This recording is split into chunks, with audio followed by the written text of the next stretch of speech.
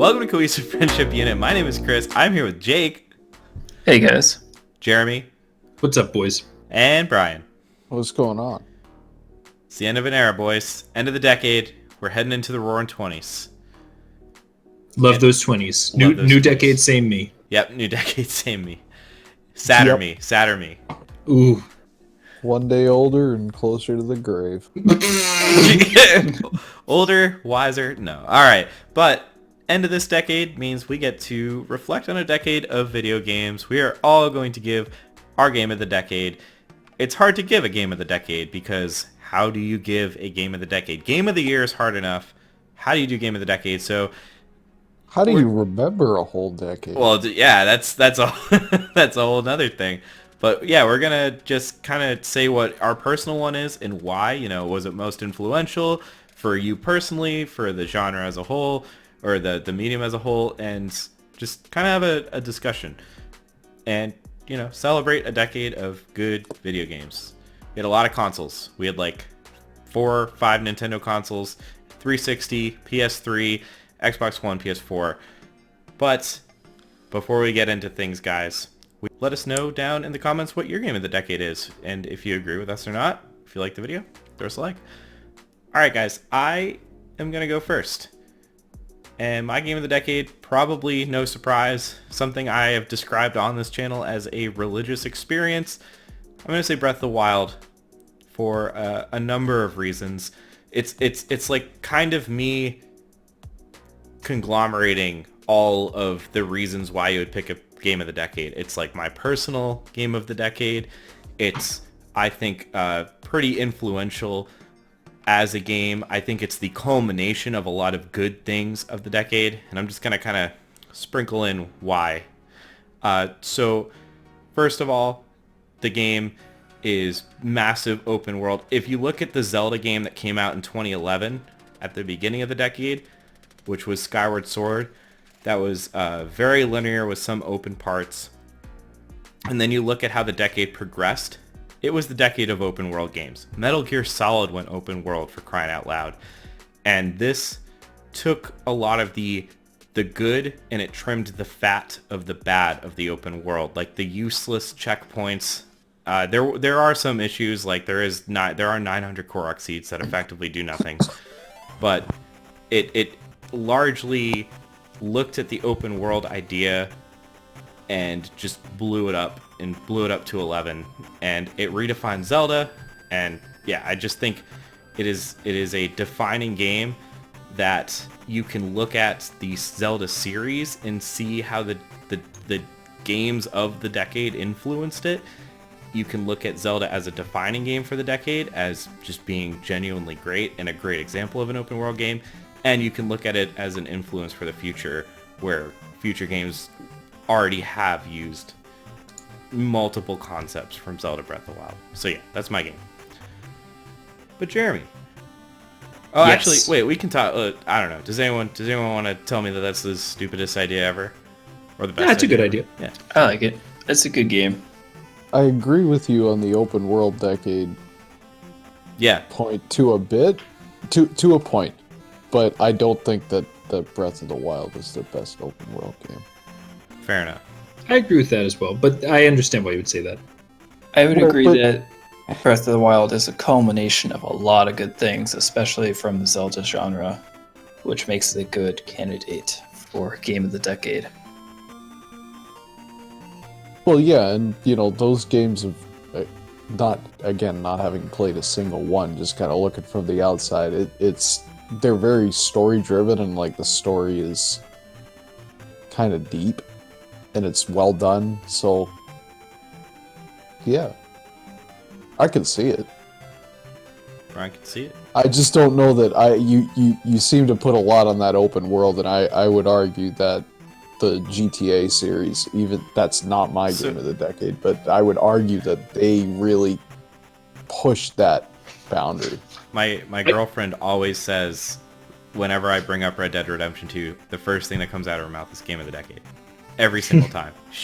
I agree. Like, in a lot of ways, Rockstar nails the detail, and I think this game pulls together a lot of concepts. I would say, like, I haven't played The Witcher 3, but I would say Witcher 3 is another great example of just like the definitive open world game. I would agree with that as well. I think where Zelda really shines in Breath of the Wild is, particularly if you're thinking about this idea that it was the decade of the open world game, which I also agree with. It really like pushes the fact that almost everything in Breath of the Wild you can interact with and is like actually open to engagement by the player. There's very little that's cut off. And I think that's where a lot of open world games struggle, like in a Skyrim or a Fallout or especially to me, a GTA 5 and a Witcher 3 to the extent. There are all these houses that are boarded up that you can't go into. There are these areas of the map that are inaccessible. There are NPCs that you can't engage in dialogue with. Like every single character in Breath of the Wild you can talk to. Many of them have their own things for you to do. Every living space you can go into, you can engage with the people there. If you see a tree, you can chop down a tree. You can light it on fire. If you see something that looks like food, you can probably eat it. So I think in that sense, it is kind of the culmination of these open world trends, which I think it makes it a pretty good choice. I think on the flip side, this is not my game of the decade either, but I think you could say that Skyrim is the game of the decade because it really kind of ushered in, I think, the open world as something more than just a genre, but made it the genre, and that it really kind of initiated the open world zeitgeist. Yeah. When I was thinking about my pick, Skyrim, and I was trying, because originally I was gonna say, all right, let's all pick two. Let's pick like a personal one and an influential one or something. And my influential game that like defined the decade was either gonna be Skyrim or Minecraft. Yeah, I would agree with Skyrim. As I just embarrassed myself not too long ago by picking a game that was not from this decade of the same developer. I don't think you can deny that Bethesda has opened up the open world RPG genre for the rest of the games industry with their games. In a scrapped version of this episode, Jake said Oblivion, which is the right answer, because Oblivion is the game that really, really started this zeitgeist, but it did not come out in this decade. So if you have to stick with this decade, Skyrim, I think, kind of takes that particular crown. Yep. All right. Well, Jeramey, Yes. what's your game of the decade? I don't know. I've kind of gone back and forth a little bit. There are lots of games that I've played that I liked that I don't think merit the accolade. But there are two games that I played recently that I think could be in contention. The first, which I've decided ultimately against, I think, would be Super Mario Odyssey, which I think is a stellar game. I don't necessarily think it's the most influential game in the world, but I think it is quite original.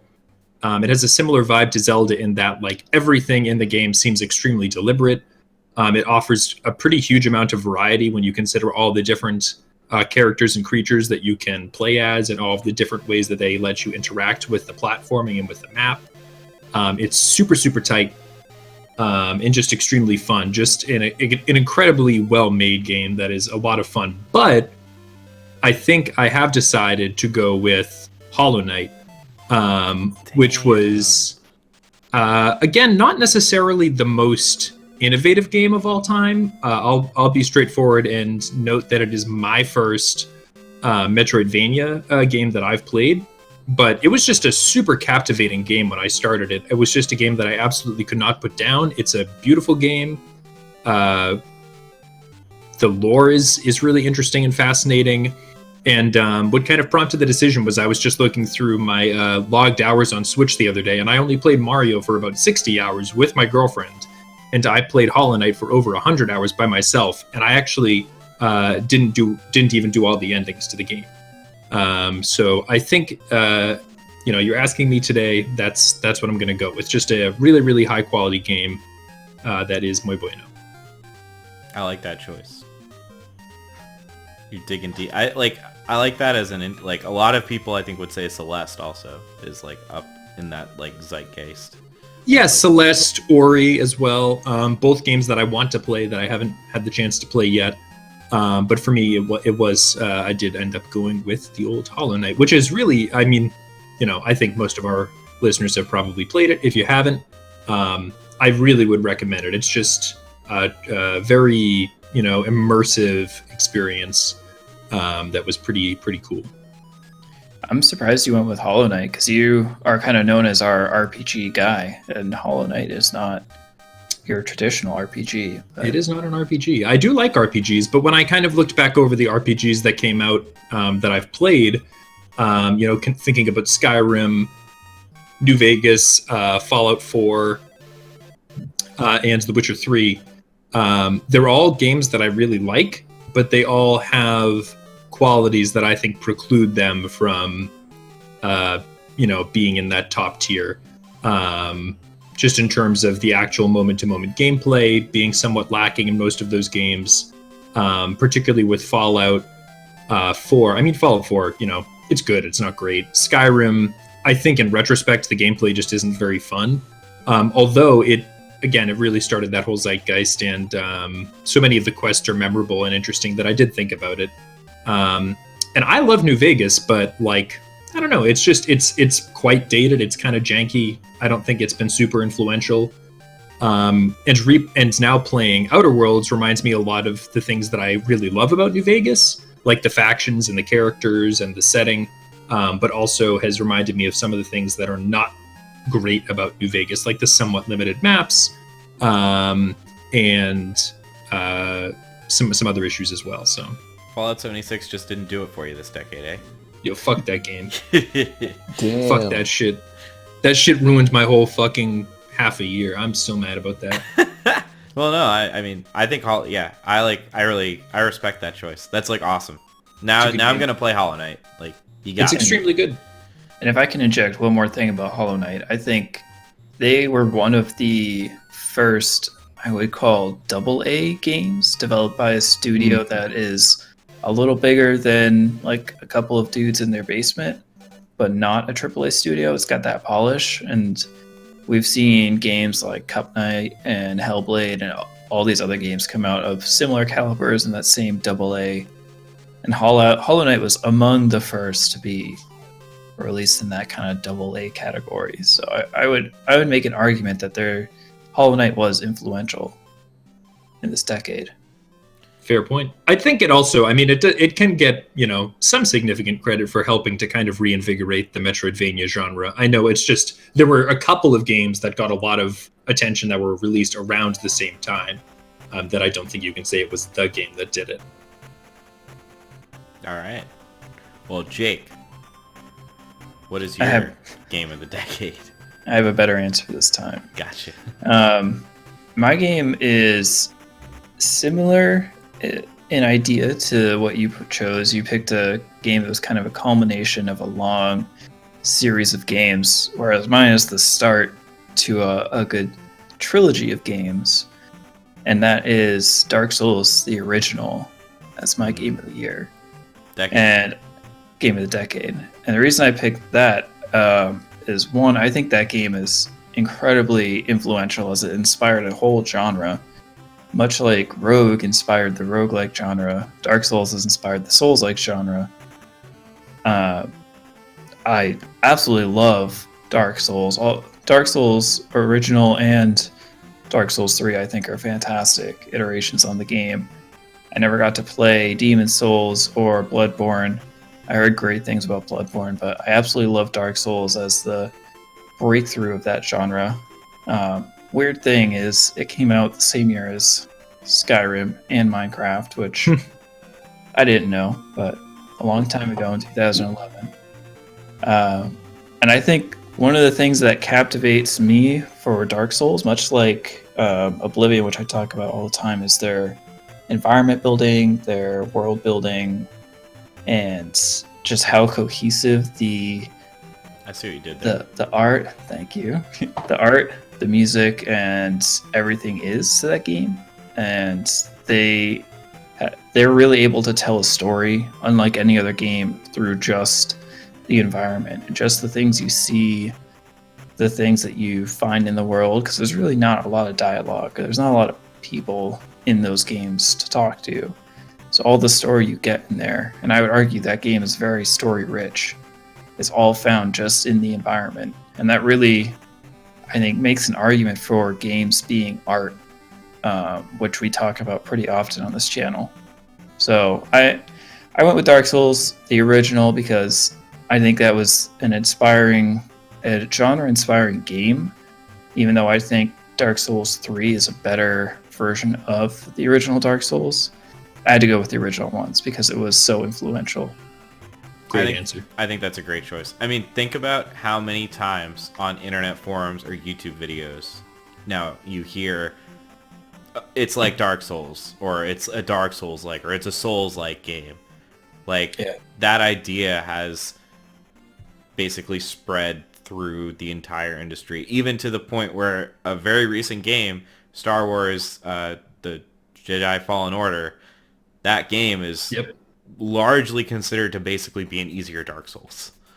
Yeah, and it's weird to think that that genre did not exist 10 years ago. Yeah. Especially, just further buttressing your point, Dark Souls, pretty directly credited with inspiring Hollow Knight, my choice. Another game with very little dialogue and environmental storytelling. So inspiring games not even limited to the genre of 3D, action RPG Souls-like games, but using kind of that inspiring use of environmental storytelling across genres. Great choice. Awesome. All right. I think we're at the end. Brian, what is your game of the decade? So, this is also a game that was... 2011 was apparently a really good year for games. It did go off.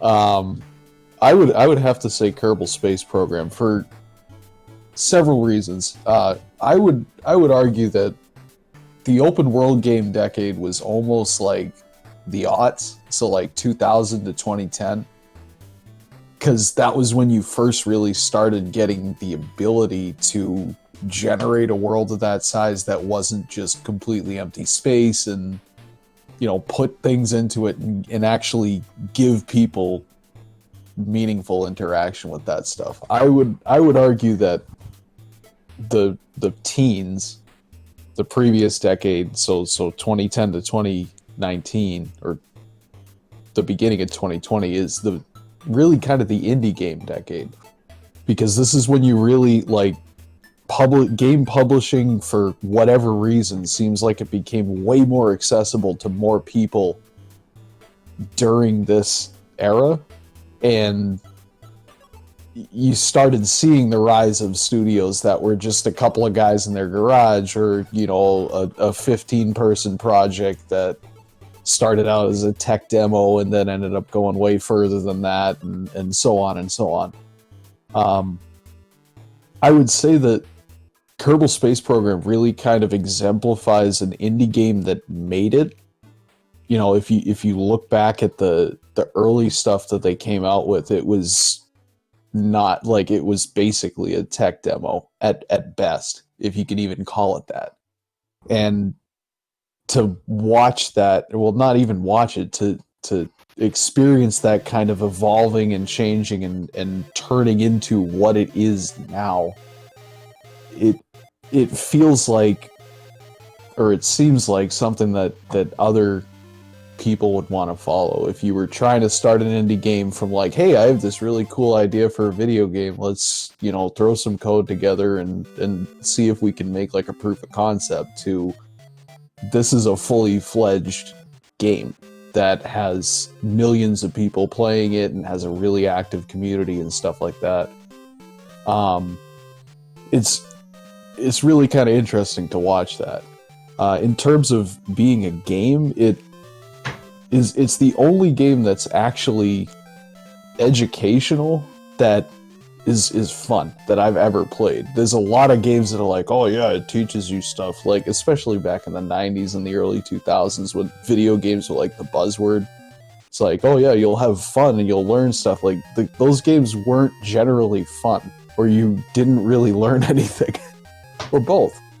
But this is I've said this before, it's very different than that. You actually are doing more or less rocket science in an accurate sort of sandbox, but it doesn't have an air about it that would put you off.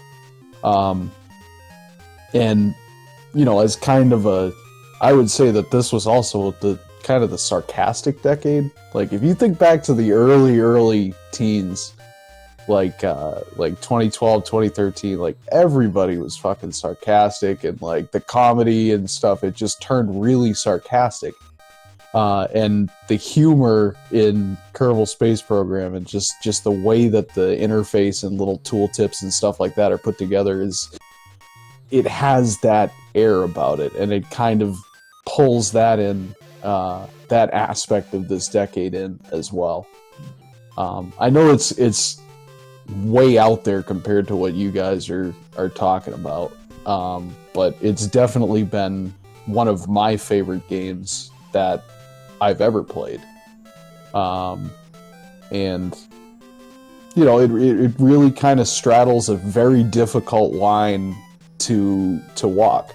It's not quite a simulation, and it's not quite a video game in the traditional sense. It's a little bit of both, and usually people that are playing in that area don't end up doing so well.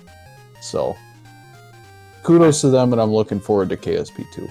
I think you made a lot of fantastic points, and I think that, like you said, I like your saying that this is the decade of indie games. There's a very real chance Hollow Knight may have never come out without the success of games like Kerbal Space Program and Minecraft and Braid, or even Super Meat Boy in the early parts of the decade.